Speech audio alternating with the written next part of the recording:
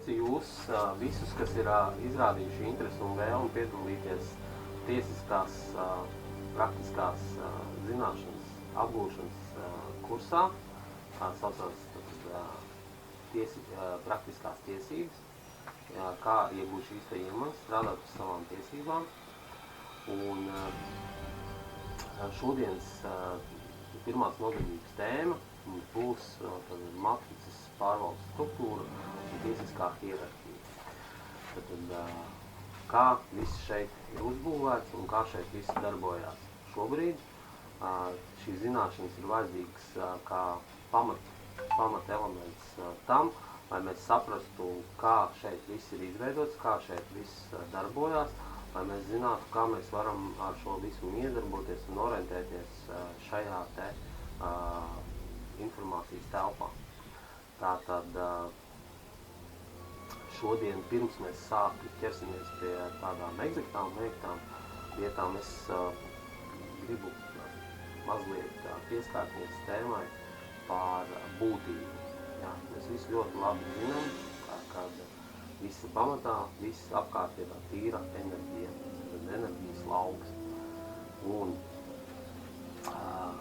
tātad šajā enerģijas laukā katra informācija tā ir savu veidu vibrācija, katra skaņa ir vibrācija un katra matērijas forma tā ir savu veidu enerģētiskais sabiedrējums. Lūk, un arī zināšanas tās arī ir vibrācijas. Par cik mūsu smadzenes strādā dažādos šo te vibrāciju frekvencēs, tad tas ir atšķirīgs no mums pašiem, uz ko mēs noskaņojam savas smadzenes. Tas, uz ko mēs fokusējamies, tas veido mūsu realitātes uztveru. Tāpēc šeit būs mūsu šodienas pirmās nodarbības pirmā tāda schēma, kas parāda šo te būtību, kā šeit viss ir veidojās šobrīd pirms šī te enerģija materializējās jau konkrētās eksaktās lietās, ko mēs saucam par zināšanām. Tātad šeit mēs redzam, ja, tātad ir visumā, augšā ir enerģija, ja. Tātad tas ir tas, no kā tad izcelsmes avots, no kā viss nāk, no kā viss rodās. Tātad, un tad šeit šī schēmā zemāk es esmu uzzīmējis, uzrakstījis vairākas šīs te frekvenču substances, ko mēs uztveram savā veidā kā īpašības, kā izpausmes, bet tas viss būtībā ir enerģija. Lūk, un tad mēs ļoti labi zinām un saprotam, kad šī matērijas telpā, kā uz jebkuras planētas, uz jebkuras dzīvās formas pastāvēšanas telpā, primārās vienmēr ir zināšanas. Zināšanas dod iespēju orientēties telpā, saprast, kur es atrodos, ar ko es iedarbojos, un zināšanas man dod spēju pārvaldīt savu resursu un apkārtējo resursu, kas atrodas man. Ja man šo te zināšanu nav, tad man ir diezgan problemātiski saprast, kas es esmu, ko es šeit daru un kādu mērķi es šeit esmu ieradies un kas man šeit ir paredzēts izdarīt. Es šo nezinu, tāpēc šī pirmā vērtība, kas ir, tās ir šīs zināšanas. Tālūk, bet zināšanas strādā, tas ir viens tāds atsevišķs resurs, tā ir informācija. Tātad no informācijas atvasinās šīs zināšanas, kā strādāt ar šo te informāciju. Savukārt šī te otra īpašības substance ir sapratne. Sapratne ir, tās nav tikai zināšanas, tā nav tikai informācija, tā ir izpratne, kā šīs zināšanas pielietot, lai sasniegtu vienu vai otru mērķi, lai saprast, kuras no šīm zināšanām uz doto brīdi ir vajadzīgs, kas strādā un ir izpratne par to, kā šīs zināšanas nestrādā, vai kuras viņas nav vajadzīgas uz to konkrēto brīdi. Ja, tad šī substance ir sapratne. Bez sapratnes mēs neredzam kopainu, ja, ko mēs saucam par cēloņu sakarību saikni. Tad mēs redzam atsevišķu realitātes fragmentu, bet mēs nesaprotam, kā šis fragments iekļaujās kopējā realitātes plūsmā. Tad kas ir šī dzīves fragmenta būtība, kāds ir tā uzdevums, kāda ir tā programma un kas seko aiz šī fragmenta, kas ir nākošajā fragmentā. Sapratne ir tā, kas ir tāds, tā ir savu veidu tāds, tā kā, apziņas resurss, īpašība, veids, kā mēs varam ieraudzīt cēloņus un sakarības. Un redzot cēloņus un sakarības, mēs redzam šo kopainu, tad kā veidojās šī alitātes vai realitātes plūsma mūsu izpratnē. Tad kā uz to reaģē mūsu smadzenes. Tātad šeit nākošais, ko es esmu uzzīmējis, tad uzrakstījis šeit ir sirds un apziņa. Tātad sirds, tad tā ir gan fiziskā sirds, ja, tad tā ir sajūtu, tas ir sajūtu orgāns, jo ar sirdi mēs jūtam, ar sirdi mēs sajūtam un ar sirdi mēs raidam. Ja. Tāpēc mums ir tādi vārdi, tajā saucamā latviešu valodā, kā sirds apziņa, sirds mīlestība, ja, sirds prāts, sirds būtība. Tas ir tas, kas nāk no šīs sfēras, kas ir sirds, tās ir sajūtas. Tātad ir zināšanas sapratne, kas ir darbojās vairāk vai mazāk mūsu smadzeņu līmenī, smadzeņu neironi līmenī. Un ļoti svarīgi ir tas, ka mēs arī šīs zināšanas un šo sapratni mēs viņu arī laižam caur sirdi. Tad mēs sākam to informāciju nevis tikai lasīt, nevis tikai analizēt, bet mēs viņu sākam sajust. Mēs sākam sajust to plūsmu, un tas ir ļoti svarīgi to, kad mēs esam iekšā ar sirdi, kas ļoti bieži mēs arī ikdienā runājam. Tātad, ja es to daru, ja es kaut ko daru ar sirdi, tad tas ir pa īstam. Ja es tajā esmu tikai ar prātu, tas nozīmē, ka tā ir tikai daļa no manis, kas piedalās šī procesā, bet ne visa mana būtība tajā. Lūk, tāpēc sirds ir ļoti svarīga sfēra, būtība šajā kopējā būtības ainā, kas piedalās tieši šīs informācijas un realitātes lasīšanā un raidīšanā. Nevis tikai uzņemšanā, bet arī atdošanas procesā. Lūk, un tad pretī sirdī ir šī būtības substance, ko es esmu nodefinējis kā apziņa. Tad apziņa, tas ir arī, tad tā nav tikai šis redzējums par kopainu, bet šis redzējums jau arī jau gan detaļās, gan miedarbībās, gan saiknē, gan sadarbībā jau ar atsevišķiem šiem realitātes fragmentiem, detaļām. Mēs redzam to, kā šī kopaina veidojās, no kā viņa sastāv. Ja? Kā es tajā visā piedalos, kāda ir mana loma, tad kādas ir manas iespējas, ar kādiem resursiem es varu strādāt, kādas ir manas īpašības, ar kādu mērķi es piedalos vienā vai otrā šīs realitātes fragmentā. Tad kādu pieredzi es iegūstu, kā es to spēju analizēt, kā es to spēju novērtēt. Tad apziņa tā ir tas ir savienojums starp manu dvēseli un manu sapratni tagadnes formā. Tas darbojās, tad apziņa ir klātesoša tikai tagadnes formā. Viņa nav ne pagātnē, ne nākotnē. Viņa ir tieši šeit un tagad. Jo arī mūsu tā tiešā saikne ar dvēseli, viņa ir aktīva tikai tagadnes formā, šeit un tagad. Tikai šeit un tagad es varu dzirdēt un sarunāties ar savu dvēseli. Es to nevaru izdarīt ne pagātnē, ne nākotnē.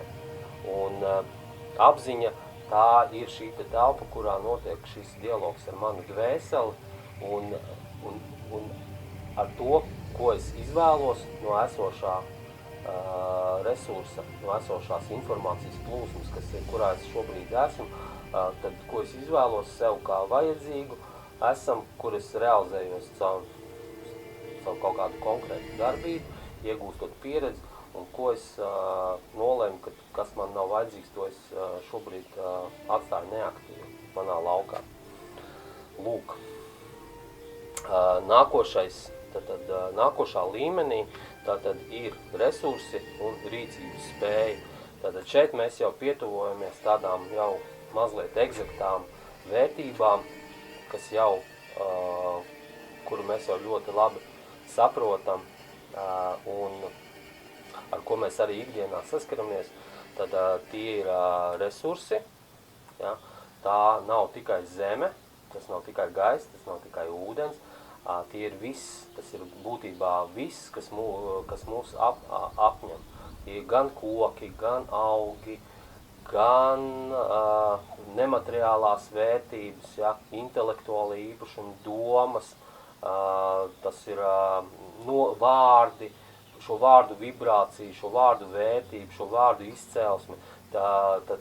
Tie ir gan materiāli, gan nemateriāli resursi, tas ir tas, ar ko mēs miedarbojamies, ar ko mēs veidojam savu dzīves pieredzi, ar ko mēs uzkrājam savas iemaņas, un kas mums ir vitāli nepieciešams, lai mēs vispār šeit būtu. Ja? Jo mums ir mūsu ķermeņiem, fiziskiem ķermeņiem ir vajadzīgi attiecīgi savs resursi, mūsu smadzenēm ir vajadzīgs pilnīgi savādāks resursi, un mūsu sajūtu telpai ir vajadzīgi pilnīgi citi resursi. Ja? Un līdz ar to tad šie resursi tas ir tas būtībā potenciāls, ar kuru mēs varam vai nevaram strādāt, izvēlamies vai neizvēlamies darboties. Tad viss notiek saskaņā ar mūsu brīvo gribu. Lūk, un tad pretī resursiem es esmu uzrakstījis šo te vārdu frāzīti, kas ir rīcības spēja. Tātad rīcības spēja šī izpratnē ir spēja strādāt ar šiem te resursiem. Tātad šī spēja, viņa veidojas no visiem augstāk esošajiem substanču līmeņiem. Tātad tās ir zināšanas par resursiem, tā ir sapratne, kas tie par resursiem, kā ar tiem iedarboties un kā viņus racionāli pielietot. Tā ir sirds sfēra, kas arī strādā, darbojās, miedarbojas ar tiem resursiem, kas nav materiāli, bet kurus mēs sajūtam ikdienā. Un tā ir apziņa. Tā ir apziņa, kas redz visu šo te kopājumu, ja? Cēloņu, sakarību, izcelsmi, un kā šie visi resursi savā starpā miedarbojās. Kā veidojas šī te kopīgā matrices telpa. Un tas viss apkopojās šajā te īpašībā, ko es nosaucu šeit par rīcības spēju, spēja rīkoties. Līdz tam brīdim, kamēr mēs neesam apguvuši šos te visus iepriekšējos līmeņus, mēs netiekam pie šīs spējas pareizi, racionāli pielietot šos resursus. Šie resursi viņi visu laiku ikdienā mums ir klātesoši, bet mēs ar viņiem neesam spējīgi darboties. Tas pats attiecās arī uz intelektuāliem resursiem. Tas attiecās arī uz īpašību resursiem, jo griba, tas ir tas, ko mēs ikdienā neredzam, bet tas, ar ko mēs ikdienā ko mēs izpaužamies. Tā ir mūsu brīvā griba. Saprotam, vai mēs to nesaprotam, tas ir otršķirīgs jautājums, bet tā ir tā sfēra, caur ko mēs ikdienā izpaužamies. Lūk, un tātad šī te rīcības spēja un resursi, viņas apvienojās tātad vienā veselā kopumā, tātad, ar ko mēs beidzam šo konkrēto zīmējumu ar valdītājs. Ja. Tas, kurš ir apzinājis, apgūvis un ir spējīgs orientēties, pielietot ikdienā praktiskā līmenī no sevis un uz sevi. Un tātad apkārtējā telpā, tad viss šīs te īpašības, viņš ir iegūst šo te jau statusu pēc būtības, un viņš ir valdītājs. Pārvaldnieks. Bet man nepatīk tas vārds pārvaldnieks, man vairāk patīk valdītājs, tad tas, kurš valda, tas, kurš ievieš harmoniju un līdzsvaru starp caur savu būtības telpu visos šajos te īpašību substancēs. Tad šeit augšā ir enerģija, un šeit apakšā ir valdītājs. Un pa vidu mums ir visas šīs te enerģijas izpausmes formas. Un tas ir tas, ar ko mums ir ikdienā jāstrādā, jāuzkrāj pieredzi, jāsaprot, kas tas tāds ir, kā to miedarboties un kā to praktiski pielietot ikdienā, lai gūtu pašsvarīgāko pieredzi, dēļ kuras mēs šeit visi esam ieradušies. Otrā šodienas tēma ir par matricas pārvaldes struktūru. Šeit es esmu uzzīmējis, kā veidojās matricas pārvaldes struktūra, un sāksim droši vien no pašas augšas. Sāku pašā sākumā, augšā mums ir tā saucamais Dievs. Tad, tas ir tādā, kā saka, tas nav radītājs, tā ir izdomāta personifikācija radītāja, kuras autors ir bijis kāds cilvēks. Tad šo te personifikāciju ir pārņēmuši citas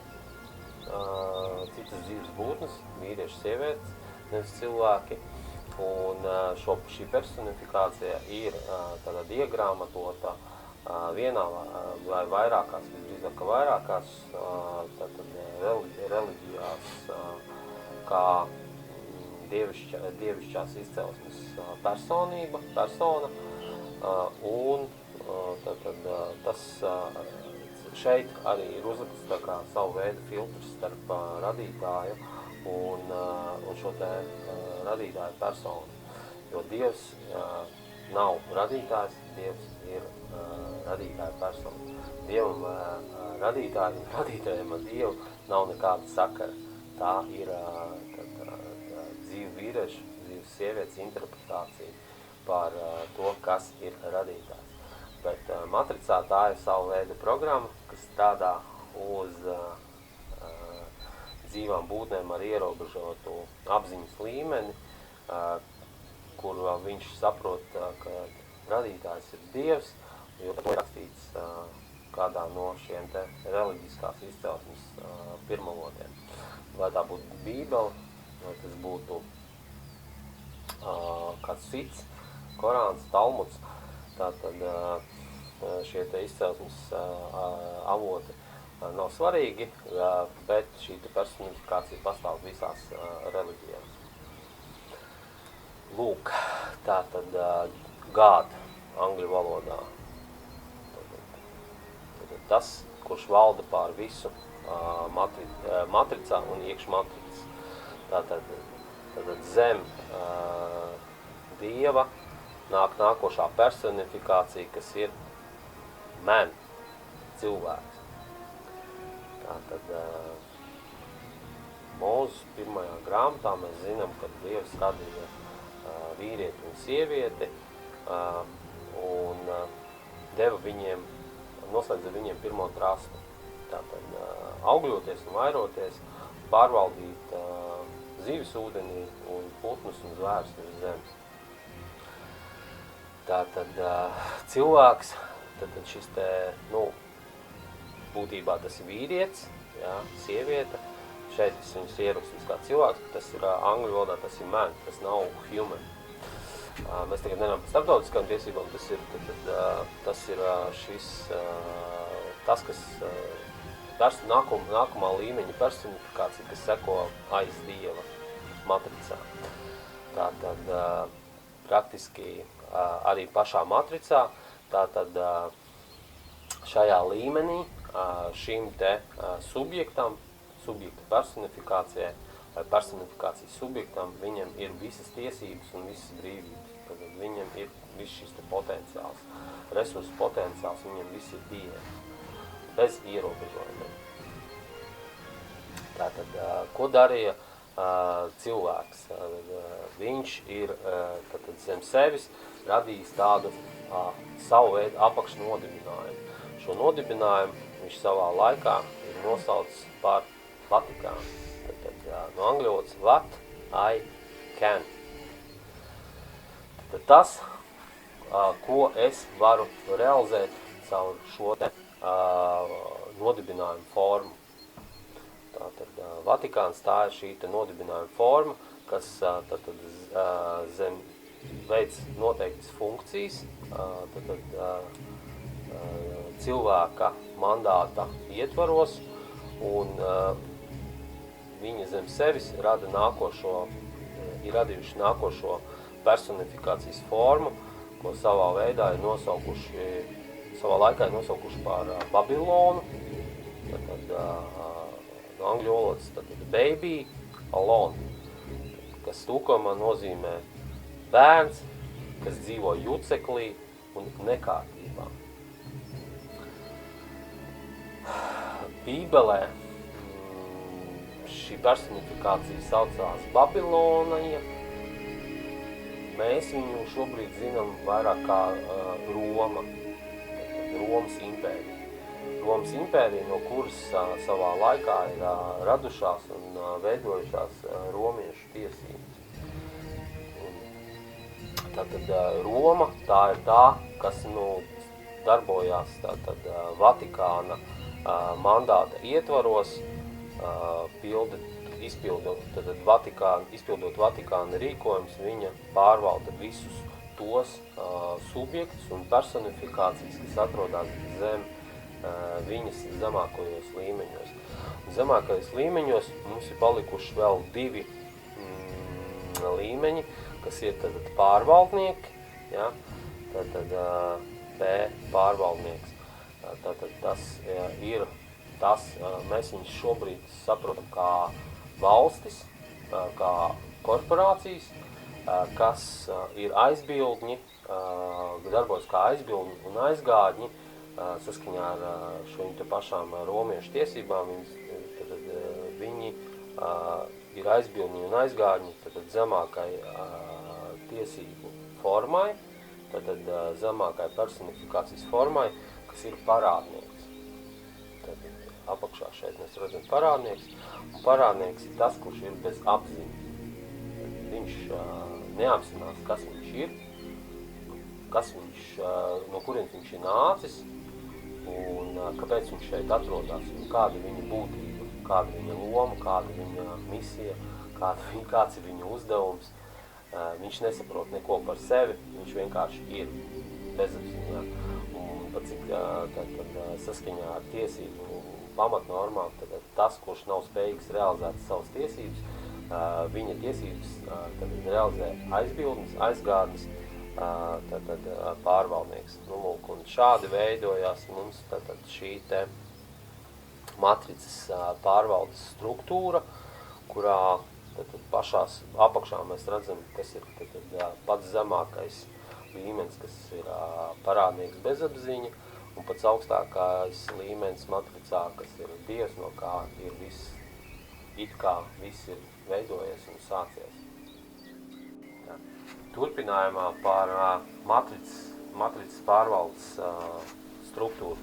Tātad šeit no iepriekšējā zīmojuma, tātad augšā, pašā trīsstūra augšā ir B burtiņš, tā ir Babilonija, ja, tad Romas impērija, kas veic pārvaldi par visām zemākā zem sevis esošajām substancēm, tiesību laukā, tiesību subjekti, personifikācijas, tātad dzīvie un nedzīvie subjekti. Tātad, un zem Babilonijas, tātad šeit, šajā te aplītī ir burtiņš P, tātad tas ir pārvaldnieks, tātad mēs visu ļoti labi šo te trīsstūra matricas figūru, ja, tātad matricas tāds, bāzes elements, kas parāda, tātad tur augšā, tātad šīs te piramīdas pašā augšā ir visu redzošā acs, tātad pārvaldnieks, kas seko līdzi visiem šiem te piramīdas apakšā esošajiem līmeņiem. Tātad, un šeit, labajā pusē ir kreditors, plusiņš, kas ir labuma guvējs, un kreisajā pusē ir debitors, tātad mīnusiņš, kas ir parādnieks. Tātad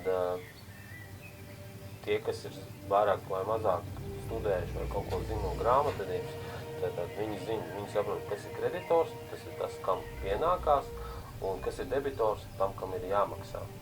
Ja. Tātad šādi veidojas arī viss šī te piramīdas struktūra, tātad, kas sastāv no parādniekiem un labuma guvējiem, un pārvaldi pašā augšā veic tieši šīs te pārvaldnieks, kas ir iecelts no Babilonijas, tālāk no Vatikāna, tālāk no dzīviem vīriešiem, sievietēm, no visaugstāk no tā saucamā dieva, pārvaldīt šo te matricas piramīdu.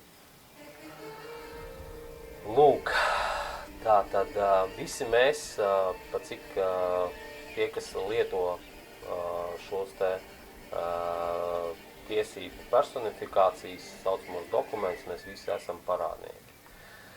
Tātad debitori. Tātad, un šeit ir, šeit es uzzīmējis tādu nelielu schēmiņu, kā var saprast pēc vārdu formas, tātad kā veidojās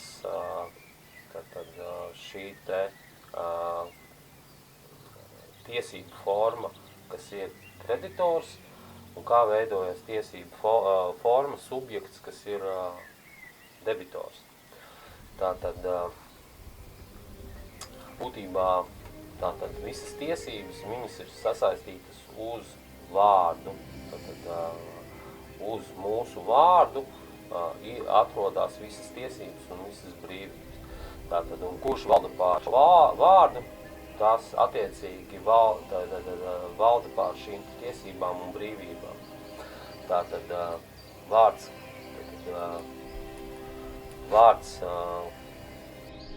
un tēva vārds, tātad Valdis Kārļa dēls, tātad tas ir pilns vārda nosaukums, sastāvs, saturs.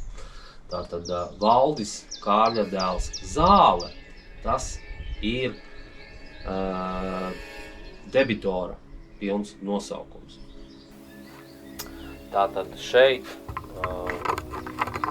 nāk klāt šī te salikumā šis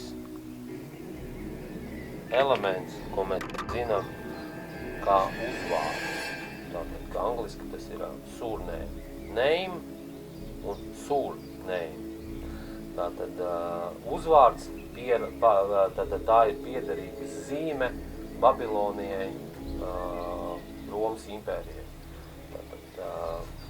Tātad attiecīgi tiem, kuriem viņu identitātes dokumentā ir šis te piederības simbols, tas parāda to, kam šis tiesību subjekts pieder vai personifikācija. Lūk, tātad vārdam un tēva vārdam viņam pieder visas tiesības, jo viņš ir kreditors, viņš ir labuma guvējs.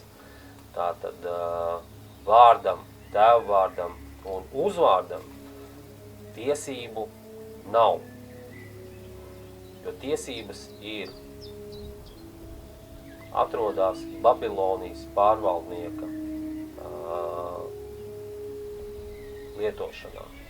Tātad pārvaldnieks pārstāv šo te tiesību nespējīgo un valda pār viņa tiesībām, pārvalda viņa tiesības. Tāpēc tiem, kas lieto uzvārdu, viņiem tiesība nav, un viņiem savas tiesības ir jāpērk. Tātad pirkšana, tiesību pirkšana nozīmē tātad katru konkrēto atsevišķo tiesību darījumu. Vai, teiksim, tā ir kaut kāda konkrēta licenze, vai tas ir kaut kāds nodeva par kādu konkrētu dokumentu, vai tā ir, teiksim, nodeva par kādu konkrētu darbību, vai kaut kādu tiesisku nodibinājumu, tad šeit maksa notiek par katru atsevišķu gadījumu. Tiesības šī līmenī ir, viņas ir jānopērk, jo viņu nav pēc būtības. Tātad vārds, tēva vārds, tātad tas apzīmē dzīvu būtni, jo viņa parāda, tad, no kurienes nāk un kas viņš ir. Tātad viņš ir piedzimis dzīvai būtnei un viņš ir dzīvs savā būtībā. Tātad tas ir dzīvs, reāls, reāls subjekts. Tātad nedzīvs, tātad tas ir tas, kas ir zīmējums, tas, kas ir uz papīra. Tātad viss, kas ir ierakstīts uz papīra, tas ir nedzīvs. Tas, kurš identificējās ar šo piederības zīmi Romai, Babilonai, tad viņš ir nedzīvs, viņš ir zīmējums. Tad viņam tiesības nevar būt, jo viņa nav. Viņš ir tikai papīra, uz papīra. Lūk. Un nobeigumā tātad dzīves reāls šeit ir tātad vīrietis vai sieviete, un otrā pusē tātad ir kas? Juridiska fikcija, ko mēs bieži lietojam kā vārdu persona, pilsoņu persona. Un šeit pa vidu tātad ir šis uzstādījums, kas es esmu.